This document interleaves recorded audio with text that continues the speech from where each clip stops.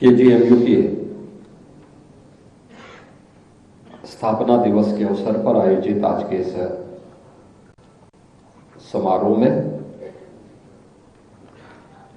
उपस्थित प्रदेश सरकार में मंत्रिमंडल के मेरे सहयोगी,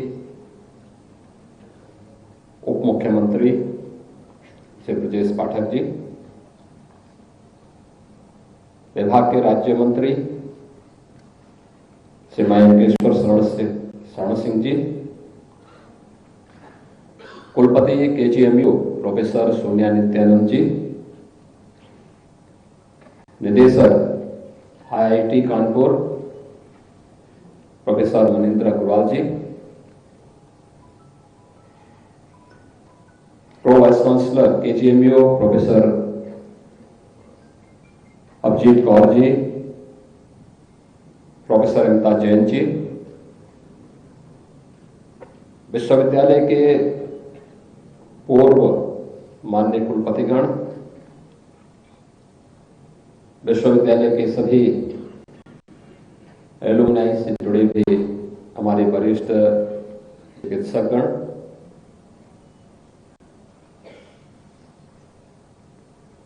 विश्वविद्यालय के सभी वरिष्ठ चिकित्सकगण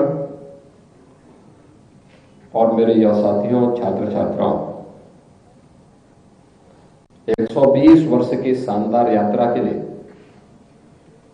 मैं आप सबको बधाई देता हूं। यहां से निकले हुए पुरातन छात्रों ने केजीएमयू की गरिमा को बढ़ाने के लिए जो परिश्रम किया वो अभिनंदनीय है, सराहनीय है। मैं उन सब का, जो यहां मौजूद है उनका भी, जो मौजूद नहीं है उनका भी हृदय से अभिनंदन करता हूं।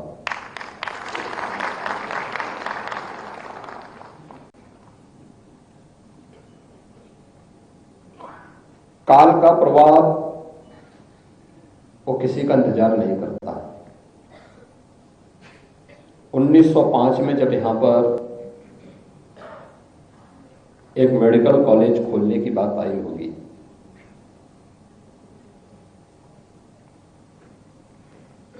और उस समय की रियासतों ने सहयोग किया है, तो 10,75,800 रुपये से ही वह मेडिकल कॉलेज प्रारंभ हो गया था। और आज अपनी एक शानदार यात्रा के साथ देश के सबसे बड़े मेडिकल संस्थान के रूप में केजीएमयू, एक अग्रणी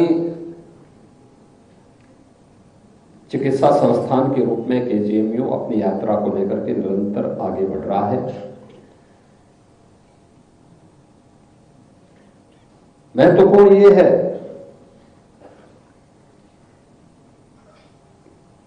कि शासन की मंशा के अनुरूप हम कितना कुछ अचीव कर पा रहे हैं। और जब मैं इस यात्रा को देखता हूं तो मुझे लगता है कि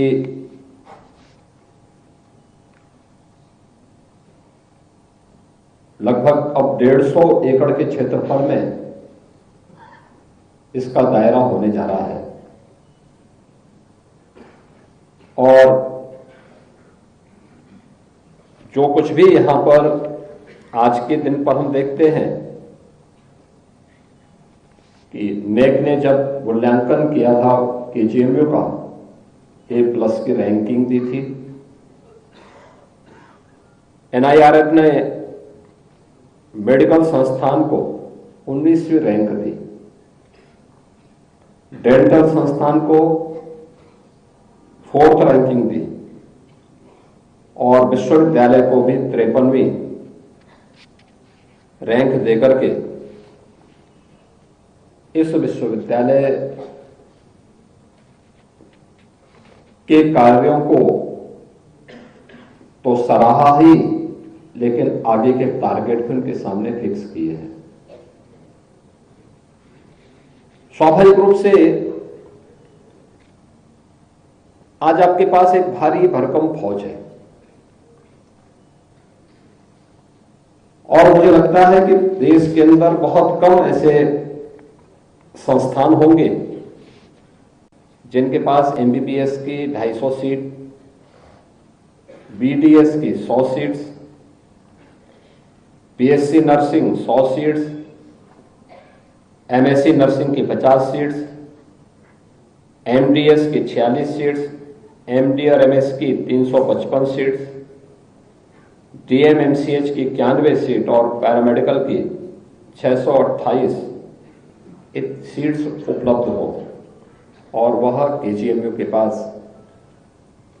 एक कैंपस में इतना कुछ मौजूद है और जिसमें 522 चिकित्सक हैं, 5000 से अधिक यहां पे छात्र छात्राएं हैं और 7,500 यहां पे अन्य कार्मिक भी 60 विभागों के साथ 27 सुपर स्पेशलिटी के साथ इस चिकित्सा विश्वविद्यालय को यहां पे संचालित कर रहे हैं। किसी व्यक्ति हो या संस्थान, उसकी पहचान होती है संकट के समय। सामान्य दिनों में तो हर व्यक्ति काम कर सकता है, लेकिन जब अचानक कोई चुनौती सामने आती है तो लोग जो बड़ी बड़ी दावेदारी करते हैं वे सब मैदान छोड़ करके भागते हुए दिखाई देते हैं। और वह एक समय होता है जब व्यक्ति के द्वारा जो निर्णय लिया जाता है, कहते हैं ना कि वक्त सबका आता है, यानी वक्त सबको मिलता है। कोई बिखर जाता है, कोई निखर जाता है। तो चुनौती को जो स्वीकार करता है वही निखरता है और चुनौती से जो भागता है वही बिखर जाता है। तो उन्हें बिखरना नहीं है,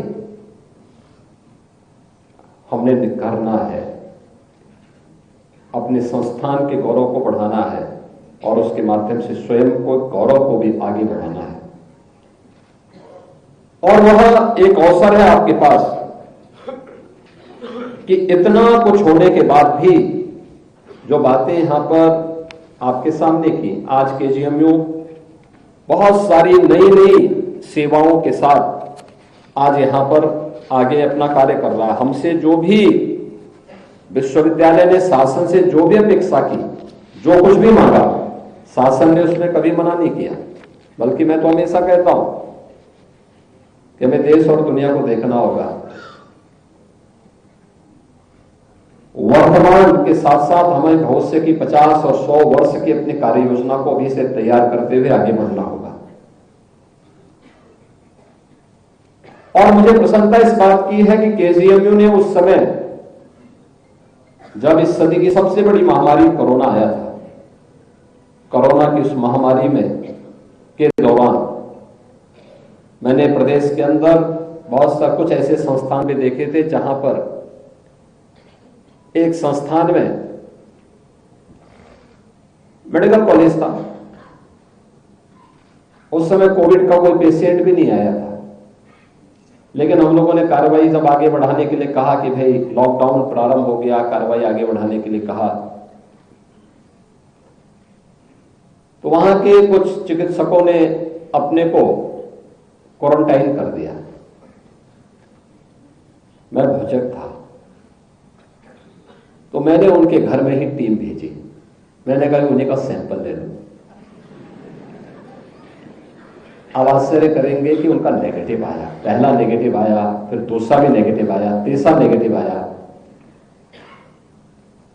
तो फिर उन्होंने कुछ मैनेज करने का प्रयास किया, तो मैंने कहा नहीं, चौथी बार तो अब मैं तुम्हें ही नेगेटिव करूंगा। और चौथी बार फिर मैंने उनको सस्पेंड किया। बाद में उन्होंने वहां के प्रिंसिपल पर और तमाम उन पर बहुत दबाव बनाया। मैंने कहा नहीं, मैंने कहा जब तक कोविड पूरी तरह समाप्त नहीं होगा तब तक इनको बहाल नहीं करेंगे।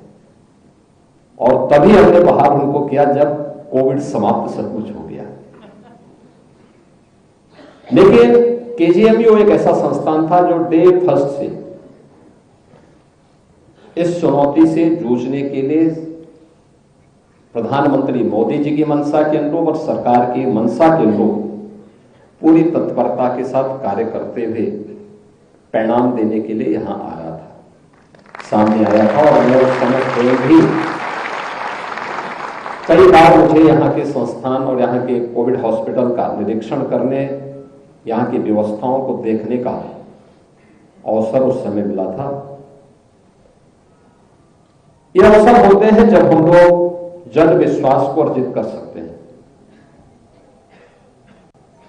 पब्लिक फेथ को प्राप्त कर सकते हैं। और वह एक अवसर होता है जब यह कार्य उस समय केजीएमयू ने किया था।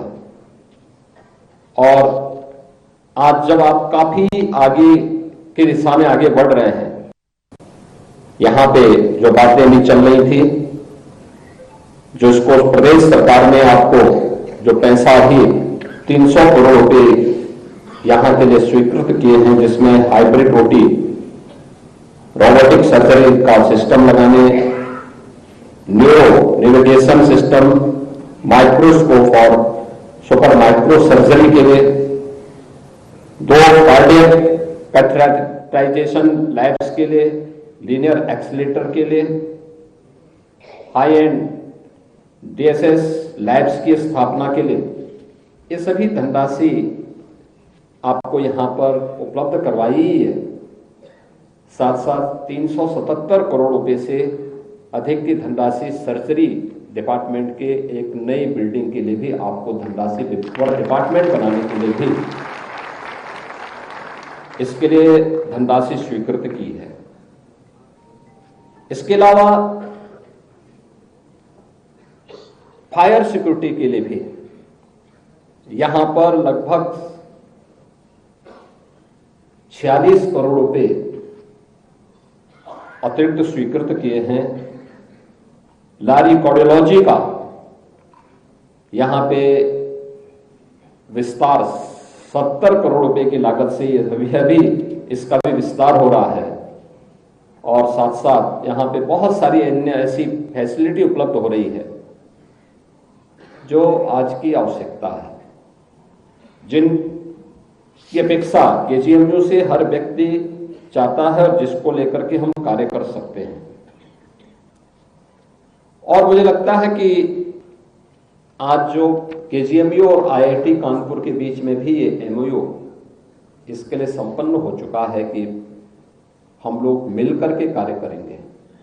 मुझे लगता है कि हम लोग इस मामले में बहुत पीछे हैं, इसको और तेजी से आगे बढ़ना चाहिए।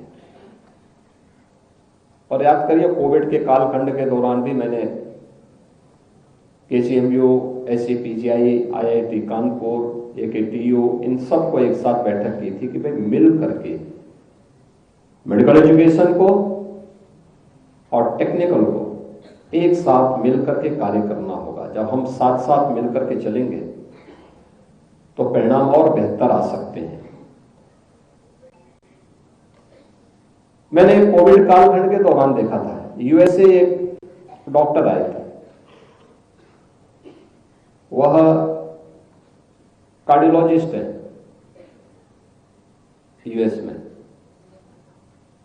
तो आए मुझसे मिलने के लिए, तो मैंने उनसे बातचीत की तो उन्होंने मुझे कहा कि साहब मैं तो यहीं से पढ़ा हूं, कानपुर से। तो मैंने समझा कि गणेश शंकर विद्यार्थी से पढ़े होंगे। तो कहा नहीं साहब, मैं आईआईटी कानपुर से बीटेक किया हूं। मैंने कहा बीटेक किए हैं तो फिर आप कार्डियोलॉजिस्ट कैसे हो गए? उन्होंने कहा नहीं साहब, अमेरिका में सुविधा है कि आप अपनी बैचलर डिग्री के बाद आपके पास एक ऑप्शन होता है कि आप आगे की पढ़ाई किस उसमें करना चाहते हैं। इसके लिए मैं वहां गया और वहां जाने के बाद फिर मैंने इस फील्ड को चुना है और आज मैं एक सफल कार्डियोलॉजिस्ट वहां पर हूं। यानी आप सोचिए वे आज से 25 वर्ष 30 वर्ष पहले की बात कर रहे थे, और हम आज अभी उस दिशा में सोच रहे हैं। हमें तेजी के साथ आगे बढ़ने की आदत डालनी पड़ेगी, और यह जो प्रयास हो रहा है यह काफी तेजी के साथ हमें आगे बढ़ा सकता है। यहां पे पेशेंट अटेंडेंट के लिए जो एक रेल बसेरा के लिए भी बात हुई, CSR से एक राशि हम लोगों ने यहां पे उपलब्ध करवाई है, लेकिन मेरा मानना है कि पैसा सरकार के स्तर पर भी और CSR से भी पैसे की कोई कमी नहीं। हमें उसको केवल उस प्रकार की कार्य योजना समयबद्ध तरीके से आगे बढ़ाने के लिए अपने आप को तैयार करना होगा। और मैं आपको इस बात पर आश्वस्त करूंगा कि आज की जो डबल इंजन की सरकार है, इस सरकार ने लीकेजेस को रोका है, भ्रष्टाचार पर प्रहार किया है, लेकिन जनता से जुड़े हुए मुद्दे पर और प्रदेश के संस्थानों को हम ऐसे सेंटर ऑफ एक्सीलेंस के रूप में स्थापित कर सके। समय से अगर कोई भी कार्य योजना शासन के पास पहुंचती है तो उस कार्य के लिए पैसे की कमी नहीं है। पैसा जितना जो संस्थान मांगता है उस संस्थान को उतना पैसा शासन के स्तर पर दिया जाता है। यह अपेक्षा की जाती है कि समयबद्ध तरीके से आप इसको आगे बढ़ा दीजिए। होता क्या, बहुत विभाग पैसा ले लेते हैं, पैसा समय पे खर्च नहीं करते। मैं देख रहा था जब मैं 2017 में चीफ मिनिस्टर बना था तो ऐसे ऐसे विभाग थे जिनके पास 10-10 वर्ष का पैसा PLA में पड़ा था। तो हमारी सरकार आई थी, प्रदेश का खजाना खाली था, तो हमने सभी विभागों के जो पैसे पड़े हुए तो PLA का एक अकाउंट होता है, उस अकाउंट में लोग डाल देते थे जिससे उसको रख सके। तो मैंने कहा ये सब PLA में जितना पैसा है सारा निकालो, और उस पैसे को निकाल करके हमने अगले समय के लिए प्रदेश के कार्मिकों के वेतन की व्यवस्था भी दी, किसानों का कर्ज माफ भी किया कर दिया, और पैसा कम भी नहीं हुआ। और मैंने तब से कह दिया है अगर 31 मार्च तक कोई विभाग स्वीकृत पैसे को खर्च नहीं करता है तो शासन उसको वापस मंगा ले और फिर अपने रूटीन के कार्यों के साथ उसको जोड़ ले। अगले साल के बजट में फिर हम उसको करें, और इसलिए समय से हम अपने कार्यक्रम को आगे बढ़ाएं। समयबद्ध तरीके से हमें आगे बढ़ने की तैयारी करनी चाहिए, और इसको अगर हम समयबद्ध तरीके से आगे बढ़ा लें तो इसका लाभ होगा। और मुझे प्रसन्नता है कि यहां पर जो एक डाटा सेंटर की स्थापना है, इस संस्थान के लिए R&D एंड इनोवेशन के लिए भी जो कार्य आप यहां पे IIT कानपुर के साथ मिलकर के करेंगे, KGMU की प्रतिष्ठा को काफी बढ़ाएगा, KGMU के परिणाम को बहुत आगे बढ़ा सकता है। यह हम सबके लिए चुनौती है। KGMU में जितनी मरीजों की अभी यहां पे OPD में जितने लोग आना चाहते हैं, कैसे हम स्क्रीनिंग करें, टेली कंसल्टेशन हो सकता है, वर्चुअल ICU हो सकता है, यहां पर सामान्य पेशेंट के लिए अलग और अन्य जो सुपर स्पेशलिटी से जुड़े हुए पेशेंट हैं उनको अलग से कैंपस देकर के कर सकते हैं। कैसे कर सकते हैं, इस दिशा में आ गया है, समय आ गया है जब हमको गंभीरता से सोचने की आवश्यकता है। आज के दिन पर पेशेंट के पास अपने उपचार के लिए पैसे की कमी नहीं है। आपने यहां पर जो आपके कुलपति जी ने जो यहां पर हमारे सामने डाटा भी रखा कि आयुष्मान भारत में 12,102 पेशेंट को और दीनदयाल उपाध्याय कैशलेस उपचार योजना, ये जो सरकारी कर्मचारी हैं उनके लिए है, 681 मरीजों को इसका लाभ दिया गया है। असाध्य रोगियों के लिए 2644 और अन्य योजना से भी 4772 पेशेंट, शिशु सुरक्षा योजना में 6388 और सीएम और पीएम रिलीफ फंड से भी 2768 पेशेंट और इससे यहां पर उपचारित हुए। यानी आयुष्मान भारत भी है और अब तो आयुष्मान भारत के साथ 70 वर्ष से ऊपर के हर एक बुजुर्ग को प्रधानमंत्री मोदी जी ने प्रतिवर्ष 5 लाख रुपए की स्वास्थ्य बीमा की गारंटी दे दी है कि वह कहीं भी जाए अपना उपचार करा सकता है। और मुझे लगता है कि ये भी है, हम लोग स्वयं भी सीएम रिलीफ फंड से पर्याप्त धनराशि देते हैं और भी अन्य मदों से धनराशि आज के दिन पर जरूरतमंदों को पर्याप्त मात्रा में उपलब्ध होती है। समस्या पैसा नहीं, समस्या वही है जो यहां पर जो चिंता डिप्टी सीएम श्री ब्रजेश पाठक जी ने भी और प्रदेश सरकार के राज्य मंत्री श्री महेंद्र स्वर्ण सिंह जी ने भी कही कि ओपीडी एक वर्ष में 19 लाख मरीज ओपीडी में यहां देखे गए।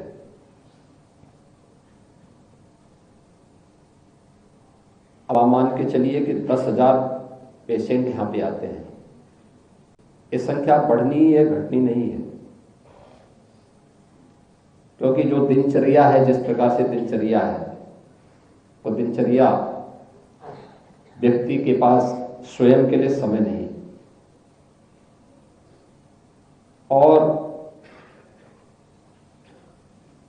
दूसरी बीमारी उसने जो पाल ली है स्मार्टफोन की, तो ये इसको और बीमार करेगा।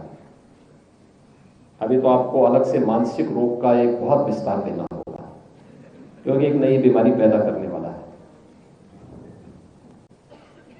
उन स्थितियों में, उन चुनौतियों के लिए अभी से अवेयरनेस पैदा करना। अगर कोई बात केजीएमयू बोलेगा, आईआईटी कानपुर बोलेगा, उसका महत्व होगा, लोग सुनेंगे, अभिभावक भी सुनेंगे। नहीं तो बच्चा बाद में पैदा होता, उसके लिए स्मार्टफोन माँ बाप पहले से खरीद के रख देते हैं। उससे बचाने की आवश्यकता है, उससे अभी से उनको तैयार करने की आवश्यकता है। 38 लाख पेशेंट आपने ओपीडी में देखे एक वर्ष में और 1.5 लाख आपने यहां पे आईपीडी में भर्ती की, उपचार के लिए भर्ती किए। 30,000 मेजर सर्जरी और 75,000 माइनर सर्जरी यहां पर संपन्न हुई। 1 लाख से अधिक सर्जरी भी यहां पे संपन्न हुई। अच्छा है, लेकिन इसको बढ़ाने की चुनौती, इसको बढ़ाया जा सकता है। लोग आ रहे हैं विश्वास के साथ। याद करना, आपकी सबसे बड़ी पूंजी, एक डॉक्टर की सबसे बड़ी पूंजी एक विद्यार्थी के रूप में ये मेडल हो सकते हैं, उसकी डिग्री हो सकती है, उसके अंक हो सकते हैं, लेकिन एक सफल डॉक्टर की सबसे बड़ी पूंजी होती है उसकी संवेदना। एक ही संकल्प होता, सर्वे संतु निरामया, सबके निरोग होने की कल्पना के साथ वो काम करता है। और निरोगी होने की सबसे बड़ी दवा क्या है? आपका व्यवहार, आपके द्वारा उससे की जाने वाली बातचीत। डॉक्टर का व्यवहार ठीक है तो नर्सिंग और पैरामेडिक्स का भी व्यवहार अपने आप ठीक हो जाएगा।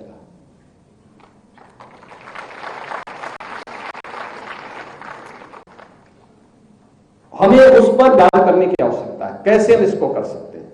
उस संवेदना को और आगे बढ़ाने की आवश्यकता है। और याद करना, बीमारी तो आती है, बीमारी जैसे गायब हुई तो पेशेंट भी धीरे धीरे करके भूल जाता है, बीमारी भी भूल जाता है और भी क्या है। लेकिन व्यवहार, जैसा व्यवहार आप करेंगे वह व्यवहार ऐसा होता है कि वह बहुत लंबे समय तक उसके साथ चलता है। और उस व्यवहार के लिए एक चिकित्सक के रूप में उस संवेदना को अपने साथ बनाए रखने के लिए हमें विशेष प्रयास करने की आवश्यकता है। ये जितने भी आपने यहां पर बताए हैं, ये सचमुच एक टारगेट हमारे पास होना चाहिए। प्रधानमंत्री मोदी जी ने देश को 2047 तक, जब ये देश अपनी आजादी का शताब्दी महोत्सव मना रहा होगा, एक लक्ष्य दिया है। केजीएमयू के सामने अगले 5 वर्ष में केजीएमयू 125 वर्ष की अपनी शानदार यात्रा को आगे बढ़ाएगा। एनआरएफएफ रैंकिंग में, नेक की रैंकिंग में हमारा कौन सा स्थान होगा? 1। उसके लिए भी अपने आप को तैयार करना है, लेकिन साथ साथ हमारे द्वारा दी जाने वाली सेवा प्रदेश के लिए, मेडिकल एजुकेशन के लिए भी और स्वास्थ्य सेवाओं के लिए भी, यह दोनों फील्ड में हम एक स्टैंडर्ड सेट करें और इसका पालन फिर प्रदेश के अंदर अन्य सभी संस्थान कर सकें, यह हमें सुनिश्चित करने के लिए अपने आप को तैयार करना होगा। इसके लिए हम अपने आप को अभी से तैयारी करें। 5 वर्ष का भी और 30 वर्ष के बाद जब यह संस्थान अपने 150 वर्ष की यात्रा पूरी कर रहा होगा, उसमें से बहुत सारे लोग उस समय नहीं रहेंगे, लेकिन उस नींव उसकी अभी से डालनी होगी। आप सोचिए ना, 1905 में जब केजीएमयू की स्थापना हुई होगी, उसके लिए जब विचार हुआ होगा, उससे पहले उस समय लोगों को थोड़ा पता रहा होगा कि 120 साल के बाद भी लोग यहां पे हमें याद करेंगे। 120 वर्ष के बाद यह संस्थान इतने बड़े संस्थान के रूप में विकसित होकर के आगे बढ़ेगा और इतने बड़े संस्थान के रूप में लाखों लोगों को, आप सोचिए, जो 19 लाख लोग पिछले 1 वर्ष के अंदर, यानी अभी तो 9 ही महीने हुए हैं, इन 9 महीनों के अंदर यहां से उपचार होकर के जा गए हैं, या जिनको यहां पे भर्ती होने का अवसर प्राप्त हुआ, वे लोग जो यहां पे सफल उपचार होकर के गए हैं, या 1 लाख से अधिक सर्जरी हुई है। किसी ने 1905 में सोचा होगा? नहीं सोचा होगा, लेकिन आपने किया, इस दौरान हुआ है। इसको और बढ़ाने की दिशा में कैसे हम प्रयास कर सकते हैं, और यह इसलिए भी वेंकटेश्वर शरण सिंह जी इसलिए कर रहे थे क्योंकि देखिए कितना अच्छा संजोग है कि जब केजीएमयू बन रहा था तो इनकी स्टेट से भी केजीएमयू के निर्माण के लिए कंट्रीब्यूशन गया था, उस समय गया था, और आज वे भी विभाग के राज्य मंत्री के रूप में प्रदेश के चिकित्सा संस्थान के निर्माण में, उनको संचालन में वे सफलतापूर्वक अपनी यात्रा को आगे बढ़ा सकें, इसके लिए अपना योगदान दे रहे हैं।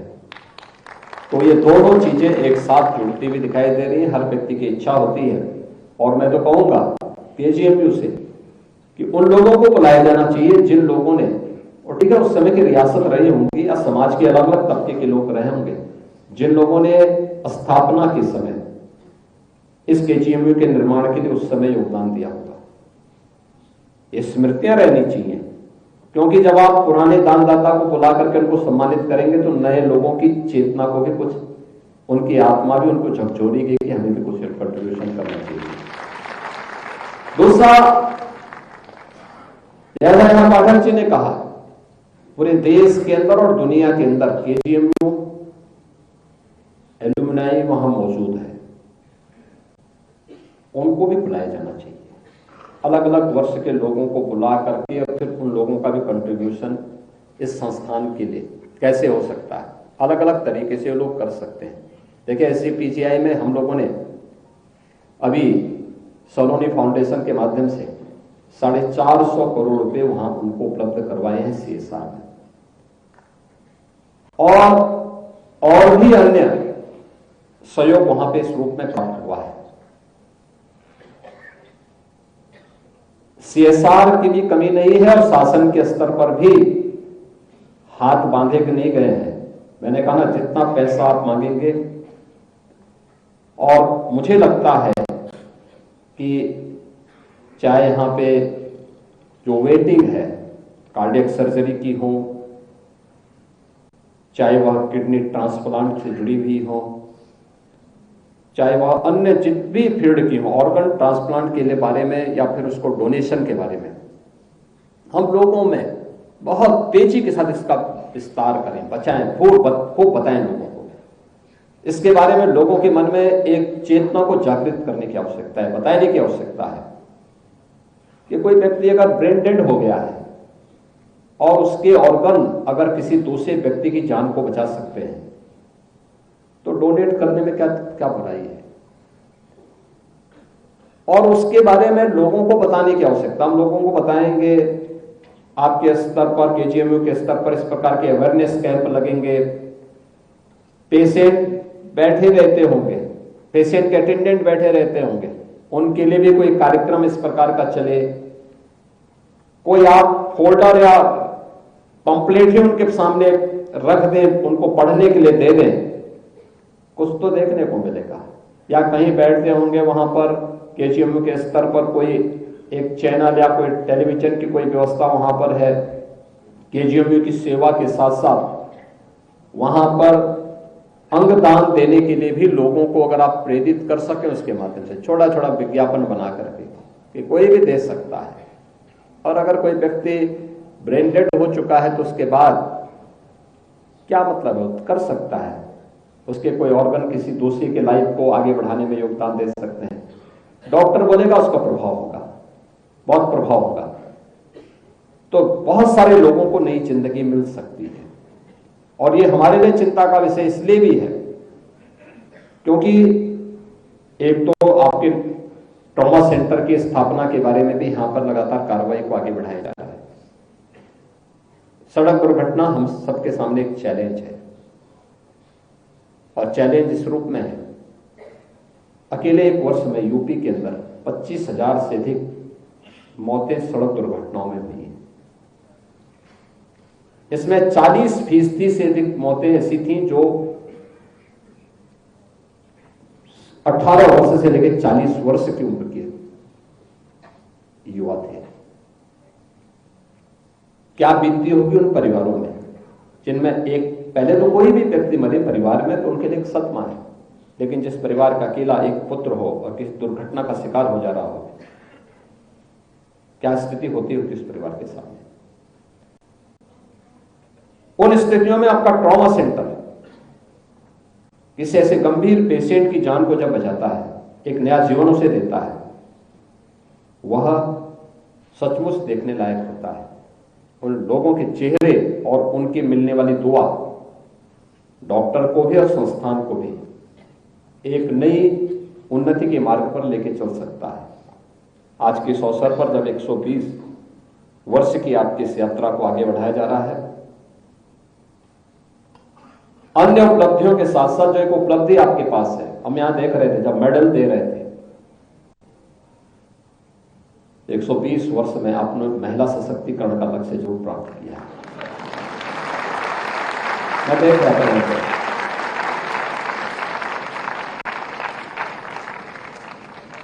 ब्रजेश जी बोल रहे थे कि 70-75, तो कुलपति जी ने कहा नहीं 85% बालिकाओं ने मेडल जीते हैं अपने अपने फैकल्टी में, अपने अपने कोर्स में। और सचमुच जिन्होंने मेडल प्राप्त किया है या उनके उत्कृष्ट कार्य के लिए उन्हें आज यहां सम्मानित किया गया मंच पे, मैं उन सबको हृदय से बधाई देता हूं, अपनी शुभकामनाएं देता हूं, विश्वास व्यक्त करता हूं कि KGMU शानदार यात्रा को और शानदार तरीके से आगे बढ़ाने में अपना योगदान देगी। राज्य सरकार इस शानदार यात्रा को और भी शानदार बनाने के लिए अपना भरपूर सहयोग भी करेगी। आप सबके प्रति मेरी मंगलमय शुभकामनाएं। धन्यवाद। जय हिंद।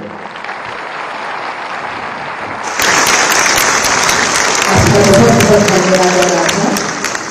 आज किंग जॉर्ज चिकित्सा विश्वविद्यालय के स्थापना दिवस के शुभ अवसर पर हमारे माननीय अतिथियों ने अपनी गरिमामयी उपस्थिति से इस कार्यक्रम का और हम सबका मान बढ़ाया है।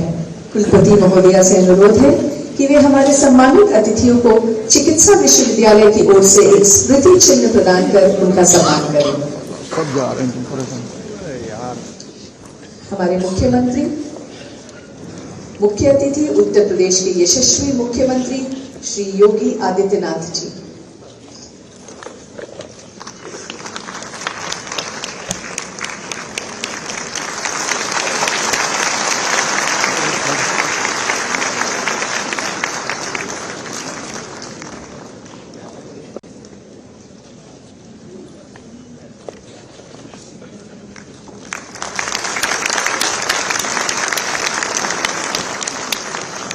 हमारे विशिष्ट अतिथि उत्तर प्रदेश के उप मुख्यमंत्री श्री ब्रजेश पाठक जी।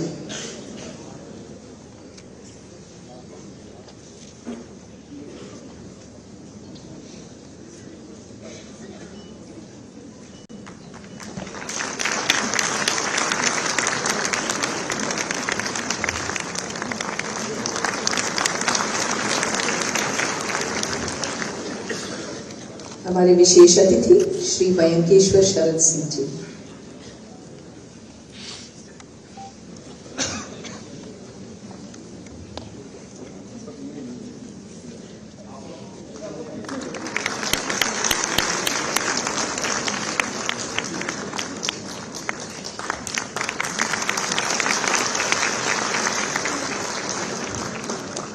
स्थापना दिवस व्याख्याता पद्मश्री प्रोफेसर मनिंद्र अग्रवाल जी।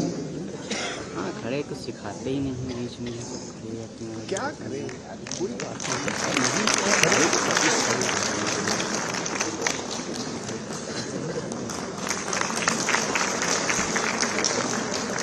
धन्यवाद। अब मैं किंग जॉर्ज चिकित्सा विश्वविद्यालय की उप कुलपति